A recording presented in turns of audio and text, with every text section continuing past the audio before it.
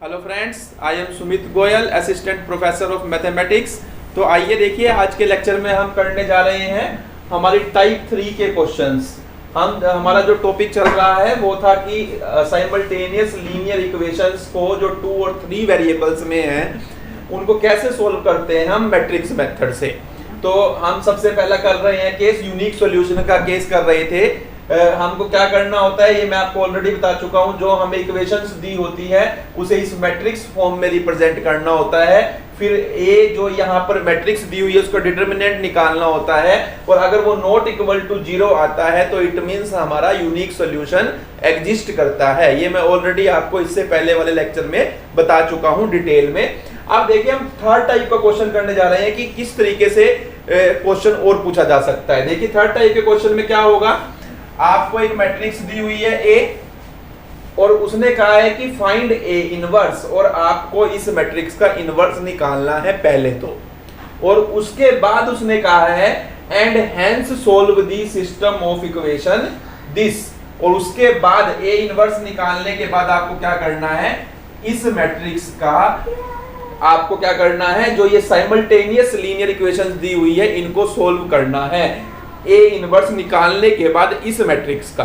यानी कहने का मींस ये हुआ कि जो ये ए मैट्रिक्स दी है और यहां से एक जो मैट्रिक्स बनेगी उनमें कुछ ना कुछ कनेक्शन बनेगा। अब आप देखेंगे क्या कनेक्शन बनेगा, तो वो मैं आपको बता रहा हूं। देखिए, आपको ए आप करेंगे कैसे इसका सॉल्यूशन। देखिए, सबसे पहले आप ए मैट्रिक्स लिखेंगे। आपने ये ए मैट्रिक्स लिखी, आप इसका डिटर्मिनेंट फाइंड आउट करेंगे।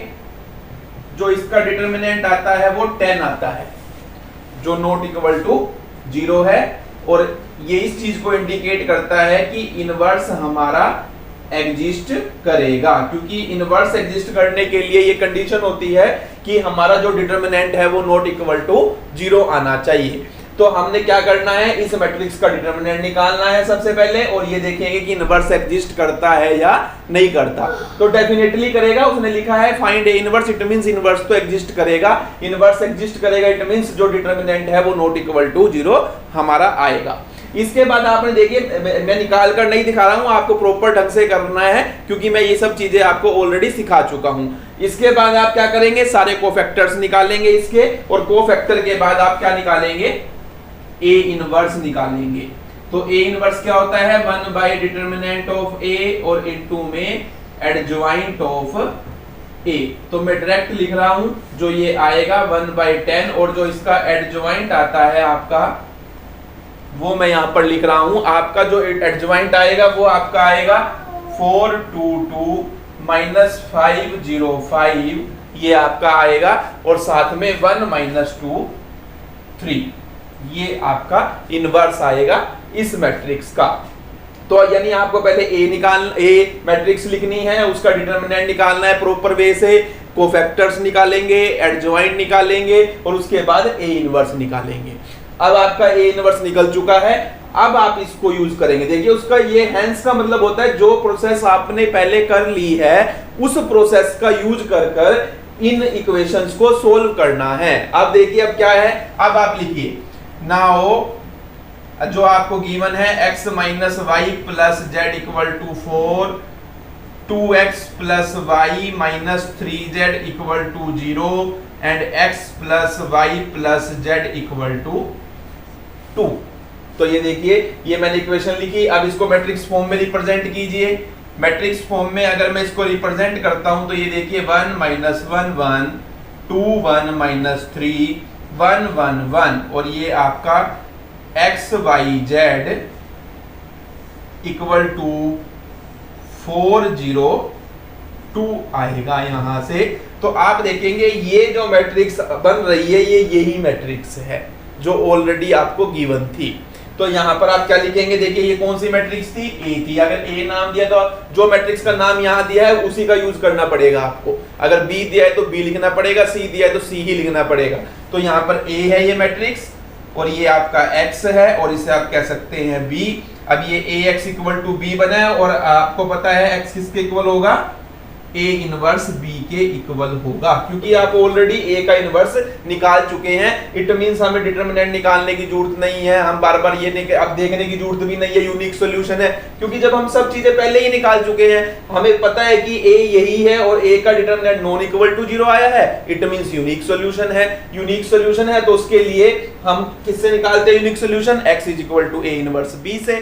तो अब आप यहां से तो देखिए, अब यहां पर हमें क्या करना है, x इज इक्वल टू क्या बनेगा हमारा, a इनवर्स इनटू b बनेगा, क्योंकि ax इक्वल टू b है तो यानी x क्या होगा, a इनवर्स इनटू b होगा। मैंने a इनवर्स की वैल्यू डायरेक्ट पुट की, b की वैल्यू पुट की, ये आपका b है, दोनों को मल्टीप्लाई किया तो ये हमारा यहां से सॉल्यूशन आ जाता है, x की वैल्यू 2, y की वैल्यू -1 और z की वैल्यू 1। तो इस तरीके से हमें क्वेश्चन को करना है। तो ये हमारी सेम टाइप की है। देखिए यहाँ पर मैं फोर्थ टाइप इसी में करवा रहा हूँ आपको। यहाँ पर ये आपको दिया हुआ है, ए मैट्रिक्स दी हुई है, इक्वेशन बदल रहा हूँ मैं, देखिए उससे क्या होगा वो अभी आपको पता चलेगा कि क्या थोड़ा सा चेंज हुआ है। आप देखिए आपकी इक्वेशन है, मान लीजिए x plus 2y plus z, और एक बनी है -x plus y plus z, और एक इक्वेशन है आपकी third x minus 3y plus z equal to 2। तो अब देखिए अब क्या फर्क होगा, a यही है, a इनवर्स निकालना है, यानी ये सारे स्टेप यहां तक के बिल्कुल सेम होंगे। अब आपने ये मैट्रिक्स इक्वेशन लिखी, मैट्रिक्स इक्वेशन आपकी ये बनी। अब आपकी मैट्रिक्स इक्वेशन देखिए बदल जाएगी, सॉरी यहाँ पर देखिए क्या बनेगी, अब x plus 2y plus z equal to 4 minus x plus y plus z equal to 0, x minus 3y plus z equal to 2, यानी आपकी जो इक्वेशन बन रही है वो देखिए क्या बन रही है, 1 2 1 -1 1 1 1 -3 1। तो ये बन रही है। तो अगर आप ध्यान से देखेंगे ये तो ये सेम नहीं है, ये a नहीं है, लेकिन आप ध्यान से देखिए एक बार फिर, ये जो मैट्रिक्स यहाँ बनी है ये इसका ट्रांसपोज है। देखिए यहाँ 1 -1 है फर्स्ट रो में, ये 1 -1 फर्स्ट कॉलम में है, या 2 1 -3 है फर्स्ट सेकंड रो में, यहाँ पर ये सेकंड कॉलम में है, यहाँ ये थर्ड रो में है 1 1 1, ये थर्ड कॉलम में है, यानी यहाँ पर जो ये आई है तो यहाँ पर a की बजाय हम क्या लिखेंगे, a का ट्रांसपोज लिखेंगे, यानी कि आपको a का ट्रांसपोज ही लिखना होगा। तो क्योंकि हमें इसका यूज करके इसको सोल्व करना है। आप देखिए सोल्व कैसे करेंगे, a transpose x equal to b, या तो ये a ही बनेगा थर्ड टाइप जो करवाई, या फोर्थ टाइप जो मैं करवा रहा हूं, या जब भी इस टाइप का क्वेश्चन होगा या उसका ट्रांसपोज यहां पर बनेगा। तो देखिए a transpose x equal to b, यानी यहां से क्या आएगा, अब x क्या आएगा, a ट्रांसपोज का इनवर्स, क्योंकि देखिए अब ax इक्वल टू b होता है तो x कैसे निकलता है, a इनवर्स b हो जाता है, यहाँ पर a ट्रांसपोज का इनवर्स इनटू b हो जाएगा। और यहाँ पर देखिए अब ये जो ध्यान देने वाली बात है, इसे हम ये लिख सकते हैं a इनवर्स का ट्रांसपोज इनटू में b, ये दोनों चीजें सेम होती है। अगर हम किसी मैट्रिक्स का ट्रांसपोज कर इनवर्स निकालते हैं या इनवर्स कर ट्रांसपोज निकाल ले तो वो दोनों बातें सेम होगी। तो transpose and inverse in the power can be interchanged, तो ये आपको ध्यान रखना है क्योंकि हमें इसका यूज करना है, हमारे पास a इनवर्स है। अब अगर आप यहाँ पर a ट्रांसपोज का इनवर्स निकालने लग जाए तो आपको फिर दोबारा सारे स्टेप करने पड़ेंगे एक नई मैट्रिक्स से, क्योंकि ये उसका डिटरमिनेंट निकालोगे, कोफैक्टर निकालोगे, तो आपको क्या करना है, आपको वो चीजें नहीं निकालनी, आपको सीधा इस रूल का यूज करना है कि a ट्रांसपोज के इनवर्स को हम क्या लिख सकते हैं, a इनवर्स का ट्रांसपोज। तो a इनवर्स आपके पास है और इसका हमें क्या लेना है, ट्रांसपोज लेना है। अब देखिए आप, मैंने क्या किया है, यहाँ पर a इनवर्स लिखा और उसका ट्रांसपोज लिया, a इनवर्स का ट्रांसपोज लेंगे, ये लिखा है और b की वैल्यू पुट की है। देखिए अब इसका मैंने ट्रांसपोज लिया और ये b एस टी लिखा, इनको मल्टीप्लाई किया तो ये हमारा बन गया 18/10, 4/10 और 14/10, यानी कि इसको अगर मैं सिंपलीफाई करूं तो ये आ जाता है 9/5, 4/10 और 2/5 और 7/5, यानी x क्या आया है हमारा, x की आपकी वैल्यू आई है 9/5 और y की वैल्यू आपकी आएगी 2/5 और z की वैल्यू आपकी आएगी 7/5। तो इस तरीके से हम क्वेश्चन को कर सकते हैं अपने।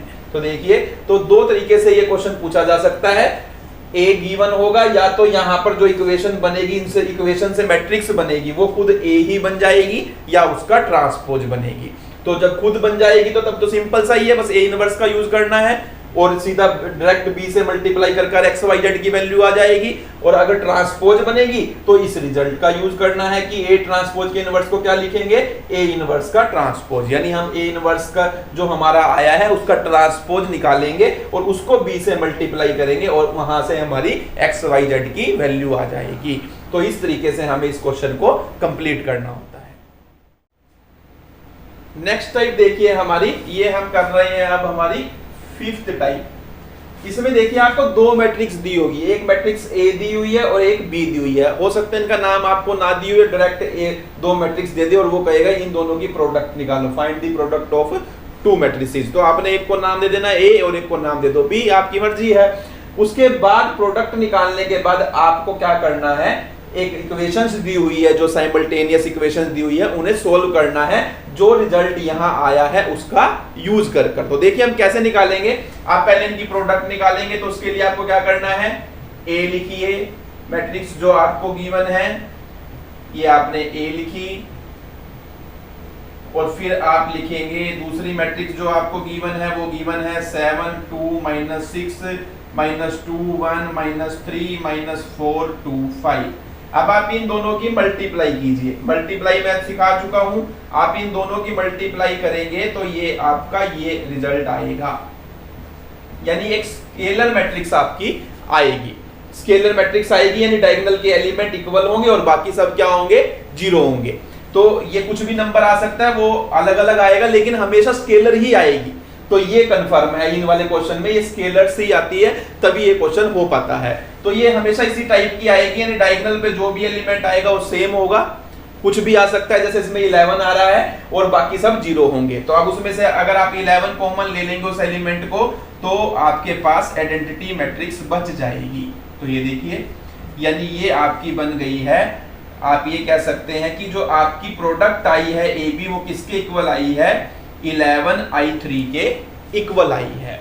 अब आप देखिए आपको सोल्व करना है इन इक्वेशंस को। अब आप इन इक्वेशंस को लिखिए, देखिए x - 2y = 10 है, 2x + y + 3z = 8 है और -2y + z = 7 है। अब आप इसको मैट्रिक्स फॉर्म में रिप्रेजेंट अगर करेंगे तो इन दोनों में से ही कोई एक मैट्रिक्स बनेगी, दोनों में से कोई भी बन सकती है, ए भी बन सकती है और बी भी बन सकती है। तो आप देखिए ये बन रहा है आपका 1 - 2 0 2 1 3 और 0 - 2 1 और ये x y z और ये आपका 10 8 एंड 7। तो आप देखेंगे ये मैट्रिक्स आपकी ए बन रही है, बी भी बन सकती है, कोई भी बन सकती है। तो ये ए, आप इस अगर ये बी बनेगी तो आप बी लिखोगे, ये ए x = आप इसको दोगे नाम सी, बी नहीं दे सकते क्योंकि बी ऑलरेडी हमें नाम गिवन है, आप कुछ भी नाम दे सकते हैं उसके अलावा, बी के अलावा। तो ये हमने लिखा ए x = सी। तो यहां से जो x है वो किसके इक्वल होगा, x किसके इक्वल होगा, देखिए ए इनवर्स सी के इक्वल होगा। अब हमें यानी कि इसको सोल्व करने के लिए ए इनवर्स चाहिए। ए इनवर्स कहां से निकलेगा, आप यहां से निकालेंगे। कैसे निकालेंगे वो मैं आपको बता रहा हूं। देखिए आपको क्या निकालना है, ए इनवर्स, आपको ए इनवर्स की जरूरत है। देखिए आपको जरूरत किसकी है, ए इनवर्स की। ये ध्यान रखिए, आपको यहाँ पर जी अगर बी होता तो बी इनवर्स की जरूरत होती, अगर ए है तो आपको किसकी जरूरत है, ए इनवर्स की जरूरत है। तो हम क्या करते हैं, मल्टी यहाँ पर आप क्या कर सकते हैं, यहाँ पर देखिए आपका आया है i3, इसको आप लिखिए 1/11 AB, ऐसे लिख सकते हैं। यानी कि अब देखिए आपको किसकी जरूरत है, आपको ए के इनवर्स की जरूरत है। तो आप क्या लिखेंगे, ए, ये जो 1/11 है, क्योंकि हमें ए के इनवर्स की तो जरूरत है, तो इसको हम 1/11 को बी के साथ ले लेंगे। तो 1/11 b और equal to i3। It means क्या हुआ, देखिए यानी कि जो 1/11 b है वो इनवर्स है किसका, a का। क्यों है, क्योंकि अगर कोई मैट्रिक्स हमें ऐसी मिलती है जिसको दूसरी मैट्रिक्स से मल्टीप्लाई करने से आंसर आइडेंटिटी मैट्रिक्स आता हो, तो वो मैट्रिक्स उस मैट्रिक्स का क्या होती है, इनवर्स होती है। तो यहाँ पर A into A inverse equal to I है ना, यानी कि ये A इनवर्स आया है आपका। अब यहाँ पर आप क्या लिखेंगे, this implies A inverse equal to 1/11 B, ऐसे लिखेंगे। अब एक बात और समझिए, अगर यहाँ B होती है, मैट्रिक्स B बनती मान लीजिए, तो आप B इनवर्स C लिखते, यहाँ पर B x equal to C लिखते, x equal to B inverse C आता, तो यहाँ पर आप 1/11 A के साथ लेते, क्योंकि हमें B का इनवर्स चाहिए था, और हम ये कहते हैं कि B का इनवर्स क्या आया है, 1/11 A आया है। तो ये ध्यान रखना है बस आपको इस क्वेश्चन में कि A बन रही है या B बन रही है, और इस स्टेप की इंपॉर्टेंस है, जो ये स्केलर आएगा जिसका इनवर्स निकालना है उसके साथ ना आकर दूसरी मैट्रिक्स के साथ लेना है, बस ऑटोमेटिकली वो उसका इनवर्स बनेगा। क्यों बनेगा वो मैं आपको बता चुका हूं, अब इसका यहाँ पर यूज कीजिए, यानी कि x आपका क्या आया है, A इनवर्स 1/11 B आपकी मैट्रिक्स देखिए क्या है, 7 2 -6 -2 1 -3 -4 2 5, और यहाँ पर आप यूज करेंगे C का, देखिए C आपका है 10 8 एंड 7, तो ये आपका बना 1/11। तो देखिए अगर मैं इस मैट्रिक्स की इससे मल्टीप्लाई करता हूं तो आपका ये मैट्रिक्स रिजल्ट के तौर पर आएगी, और इसको अगर 1/11 से हम हर टर्म को मल्टीप्लाई करेंगे तो सिंपलीफाई होकर ये रिजल्ट आ जाएगा, यानी x की वैल्यू आपकी 4 है, y की वैल्यू -3 है और z की वैल्यू 1 है। तो इस तरीके से इस टाइप के क्वेश्चन को हम कर सकते हैं, ये आपने ध्यान देना है। यहाँ पर जो मैट्रिक्स बनेगी वो A भी बन सकती है या B भी बन सकती है, तो वो दोनों केस मैंने इसी में ही आपको समझा दिए हैं, एक मैंने ओरली बता दिया और एक आपके सामने चल ही रहा है। तो इस तरीके से हम इस क्वेश्चन को सोल्व करेंगे। देखिए नेक्स्ट है हमारे स्टेटमेंट बेस्ड क्वेश्चंस, बिल्कुल इजी होते हैं, आप बस ध्यान से पढ़िएगा, ध्यान समझिए, मैं जो समझा रहा हूँ एक एक लाइन को समझना होता है, और इससे हमें इक्वेशंस बनानी होती है, और इक्वेशन जैसे ही बनी आगे आपको सोल्व करना आता है, वो मैं आपको ऑलरेडी सिखा चुका हूँ। तो मैं बस आपको यहाँ पर इस पोर्शन में सिर्फ ये दिखाऊंगा कि किस तरीके से हमें इक्वेशंस बनानी है, यानी कि क्वेश्चन को इक्वेशंस में कन्वर्ट करना है, और आगे तो सेम प्रोसेस है आपको आती है, वो सिंपल वाली जो फर्स्ट फॉर्म है वो उस तरीके से हमारा क्वेश्चन हो जाएगा। तो अब देखिए उसने कहा है कि the sum of 3 number is 2, एक ही लाइन पढ़िए, उसने कहा है कि 3 नंबर का सम 2 है, यानी पहले तो कोई 3 नंबर है। तो अब यहाँ पर देखिए हम सपोज कर लेते हैं, let first number is equal to x, second number equal to y and third number equal to z। ये सॉल्यूशन शुरू कर दिया है मैंने, यहां से ध्यान रखेंगे इस बात का। तो देखिए अब यहां पर ये लिखना है आपको, अब यहां पर उसके बाद आपको ये जरूर लिखना होता है अकॉर्डिंग टू क्वेश्चन, फिर कुछ भी लिखने की जरूरत नहीं रहती, बस डायरेक्ट आप इक्वेशन लिखिए। तो अब देखिए उसने कहा है कि 3 नंबर का सम 2 है, यानी इन तीनों का सम करेंगे तो क्या आएगा, 2 आएगा, यानी x plus y plus z equal to 2। First equation बन गई हमारी। अगली देखिए, अब पहले रफ में बनाइए, यहाँ पर प्रॉपर फॉर्म में वाली लिखनी है सिर्फ आपने। उसने कहा है ट्वाइस दी सेकेंड नंबर, यानी कि ट्वाइस कर दीजिए सेकेंड नंबर का, सेकेंड नंबर y है, इसका ट्वाइस करेंगे क्या बनेगा 2y, ये ट्वाइस कर दिया मैंने सेकेंड नंबर का। इज एडिड टू दी, और इसको ऐड किया जाता है किसमें, to the sum of first and third number, फर्स्ट और थर्ड नंबर के सम में। फर्स्ट नंबर देखिए कौन सा है x, और थर्ड नंबर क्या है z, इन दोनों के सम के अंदर इसको ऐड किया जाता है, तो जो सम आता है टोटल वो क्या आता है 1 आता है, ये आएगा आपका।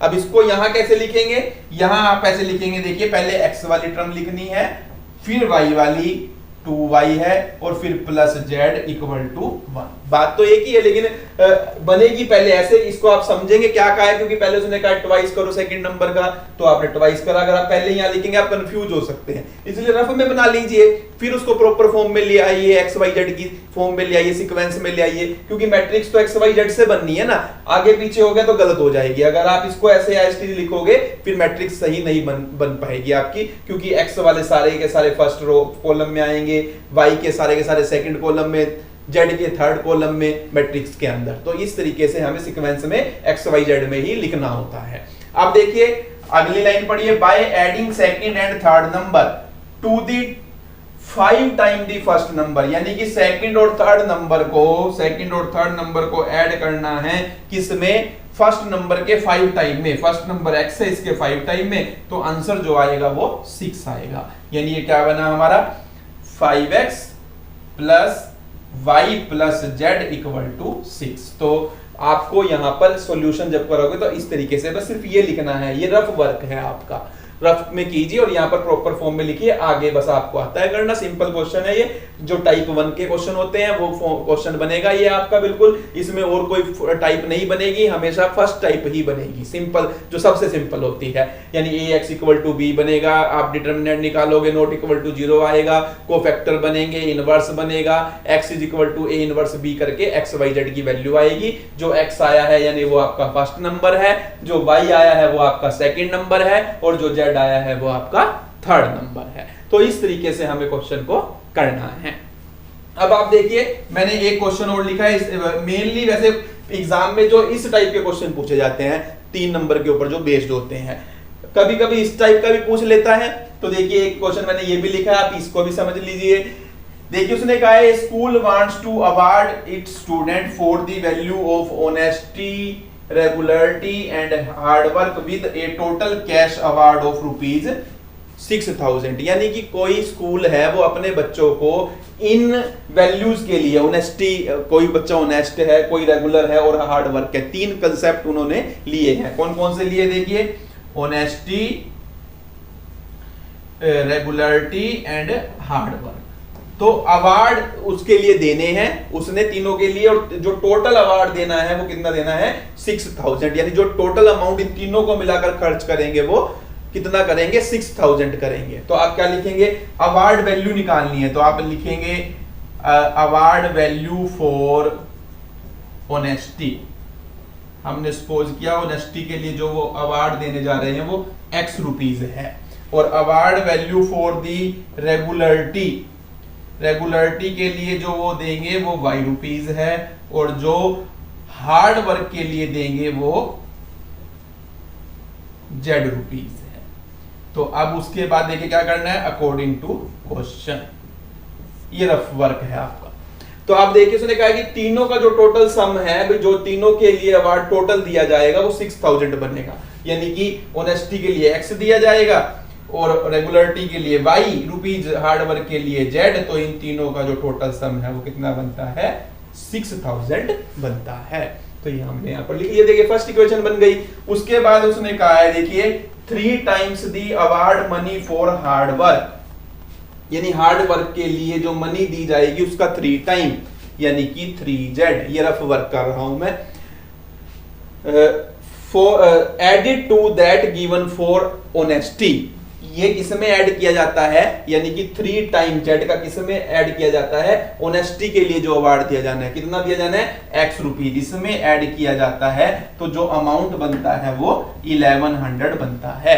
लिखेंगे कैसे, x प्लस, देखिए अब y नहीं है तो ये आप यहां लिखेंगे 0y plus 3z equal to 1100।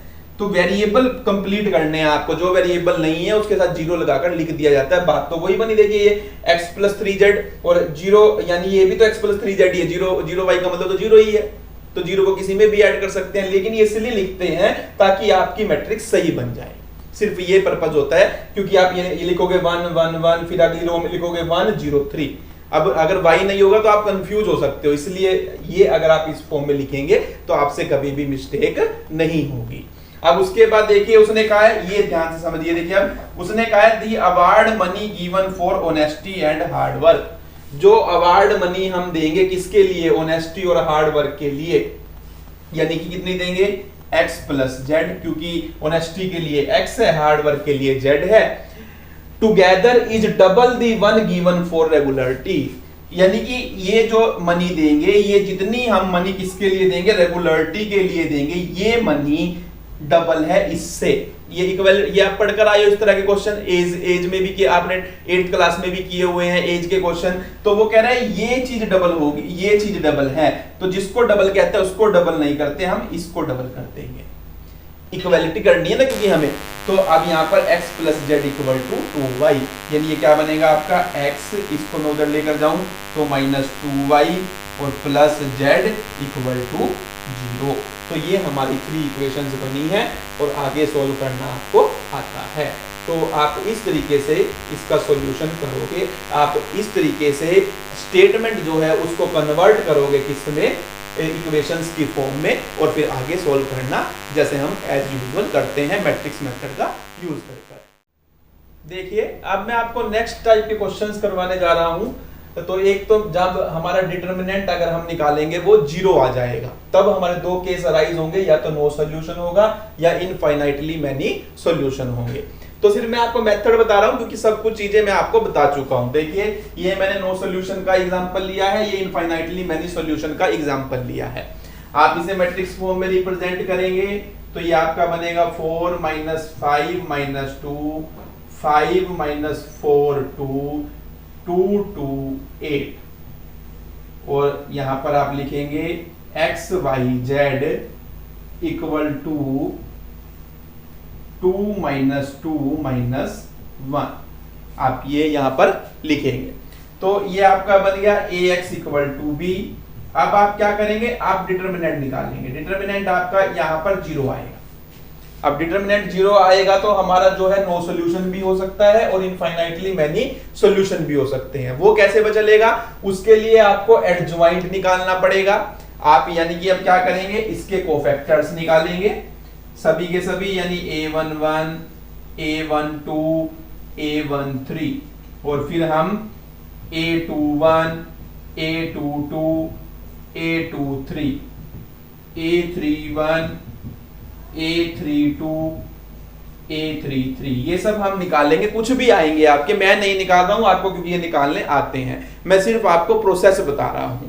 उसके बाद आप एडजॉइंट निकालेंगे। मान लीजिए ये A B C D E F G H और I आ जाते हैं, तो आप एडजॉइंट अगर निकालेंगे A का तो कैसे निकालेंगे, तो आप कैसे निकालेंगे, यहाँ पर A B C A11 A12 A13 की value D E F G H I जो भी आपके आए हैं इसका ट्रांसपोज लेंगे, तो ये A B C D E F and G H I आपका कुछ भी आ जाएगा, तो ये आपका एडजॉइंट आएगा। अब आपको क्या करना है, उसके बाद एक तो मैट्रिक्स आपके पास ए मैट्रिक्स है और एक एडजॉइंट ए मैट्रिक्स है, इन दोनों मैट्रिक्स को आपने मल्टीप्लाई करना है, यानी कि ए को मल्टीप्लाई करके देखोगे एडजॉइंट ऑफ ए से, तो जो मैट्रिक्स आएगी आपकी, इन दोनों की प्रोडक्ट भी मैट्रिक्स आएगी 3x3 की, वो 0 नहीं आनी चाहिए वो मैट्रिक्स, तो वो मैट्रिक्स 0 नहीं आएगी। अगर वो 0 नहीं आ रही है, इस वाले केस में 0 नहीं आएगी, अगर 0 नहीं आई है तो इट मींस हम कहेंगे नो सॉल्यूशन, यानी कि system of equation is inconsistent and has no solution, यानी कि इन इक्वेशंस का कोई सॉल्यूशन एग्जिस्ट नहीं करता, यानी एक्स वाई जेड की कोई ऐसी वैल्यू नहीं है जो इन तीनों को साइमल्टेनियसली सेटिस्फाई करवा दे। तो ये स्टेप रहेंगे क्वेश्चन को करने के। तो उसके बाद देखिए इनफाइनाइटली मैनी सॉल्यूशन का, उसमें भी सेम स्टेप करने हैं, यानी कि आप इसको ऐसे लिखेंगे 2 - 1 3 3 2 - 1 4 5 - 5, ये आपने लिखा, ये आपने लिखा एक्स वाई जेड, और यहां पर आपने लिखा 5 7 9। आप क्या करेंगे, डिटर्मिनेंट निकालेंगे, वो 0 आएगा। अब हमें नहीं पता कि इनफाइनाइटली मैनी सॉल्यूशन होंगे या नो सॉल्यूशन होंगे, क्योंकि क्वेश्चन कुछ भी दिया, मुझे तो पता है कि मैंने तो ऐसा एग्जांपल उठाया है कि इनफाइनाइटली मैनी सॉल्यूशन बने, आपको नहीं पता एग्जाम में अगर आया है कि यूनिक सॉल्यूशन है या नो सॉल्यूशन है या इनफाइनाइटली मैनी सॉल्यूशन का क्वेश्चन पूछा गया है। तो डिटर्मिनेंट जब भी 0 आ गया, इट मींस आप देखोगे कि भाई या तो नो सॉल्यूशन बनने वाला है या हमारा इनफाइनाइटली मैनी सॉल्यूशन बनेंगे। उसके लिए क्या चीज है, a इंटू एडजॉइंट a की प्रोडक्ट निकालनी होती है हमें। अगर 0 आ गई तो इनफाइनाइटली मैनी सॉल्यूशन, 0 नहीं आई तो नो सॉल्यूशन। तो अब यहां पर मैं एडजॉइंट निकालूंगा वो आपको आता है निकालना, मैं नहीं निकाल रहा हूं। फिर a की मल्टीप्लाई एडजॉइंट ऑफ a से हम करेंगे और वो इक्वल टू 0 मैट्रिक्स आएगी, यानी कि मैट्रिक्स आएगी 3 क्रॉस 3 की, उसके सारे एलिमेंट 0 होंगे, यानी कि वो 0 हो गई। तो यानी कि a into adjoint of a 0 आएगा इस केस में। तो इसका मतलब हम लिखेंगे इनफाइनाइटली मैनी सॉल्यूशन एग्जिस्ट। तो यानी कि इसके इनफाइनाइटली मैनी सॉल्यूशन एग्जिस्ट करते हैं। अब वो निकालने कैसे हैं इनफाइनाइटली मैनी सॉल्यूशन, वो निकाल कर भी दिखाने हैं हमें। तो उसके लिए क्या करना है, हमें किसी एक वेरिएबल को k लेना है। तो हम किसको लेंगे, z को लेंगे k, किसी हम z को ही लेते हैं, वैसे किसी को भी ले सकते हैं। अब आप किन्हीं भी दो इक्वेशन से x और y में क्वेश्चन ले आइए। देखिए अब मैं पहले 2 इक्वेशंस ले रहा हूं। 2x माइनस वाई किसके इक्वल बनेगा, 5 माइनस 3z के। यहां से z वाले को इधर लेकर जाइए राइट हैंड साइड पे, और 3x प्लस 2y किसके इक्वल बनेगा, 7 प्लस z के। नेक्स्ट स्टेप में z को k पुट कीजिए, यानी कि यहाँ पर भी k आ जाएगा, यहाँ पर भी k आ जाएगा। अब ये आप इसको मैट्रिक्स मेथड से सोल्व कर लीजिए। ये 2 माइनस 1 3 2, ये आपका xy, और ये आपका बन गया 5 माइनस 3k 7 प्लस k। इसे आप कुछ भी कहिए, a b c d कुछ भी, आप c x equal to d कह लीजिए। तो मैं डिटर्मिनेंट निकालूंगा c का, तो देखिए कितना आएगा 4 माइनस माइनस 3 यानी plus 3 equal to 7 not equal to 0। अब इसकी बात कर रहे हैं हम, इस जो ये सिस्टम आया है, तो यानी इसका यूनिक सॉल्यूशन निकलेगा, x की वैल्यू भी आएगी, y की वैल्यू भी आएगी। यूनिक सॉल्यूशन k की टर्म में आएगा, इसलिए उसके इनफाइनाइट सॉल्यूशन है, ये ध्यान रखना है आपने। तो ये c आया है, अब मैं कोफैक्टर निकालूंगा। अब यहाँ पर इसको आपने c का है क्योंकि, तो c11 नाम देंगे, c12 c21 और c22। तो ये प्लस, ये माइनस, माइनस प्लस का साइन लगेगा, यहाँ पर 2 आएगा आपका, और यहाँ पर आपका 3 आएगा, यहाँ पर आपका -1 आएगा, इस वजह से +1 हो जाएगा, और यहाँ पर हमारा 2 आएगा। तो हमारा जो एडजॉइंट बनेगा यहाँ पर c का, वो क्या आएगा, तो वो आपका आएगा यहाँ से 2 माइनस 3 1 और 2 का ट्रांसपोज मीन्स 2 माइनस 3 1 एंड 2। ये सब आपको आता है पहले, ये आप सुन रहे हैं, आपको समझ आ रहा है भाई मैं क्या बोल रहा हूँ, क्योंकि आप सब चीजें निकाल चुके हैं पहले। तो अब a इनवर्स, यहाँ पर c इनवर्स निकालेंगे, तो क्या आएगा 1/7 1 by determinant of c and adjoint of a 2 1 minus 3 2। अब हमें निकालना है x, तो वो क्या बनेगा c इनवर्स इंटू में d। तो c इनवर्स आपका 1/7, ये आया है 2 1 माइनस 3 2, और d की वैल्यू आपकी है देखिए 5 माइनस 3k और 7 प्लस k।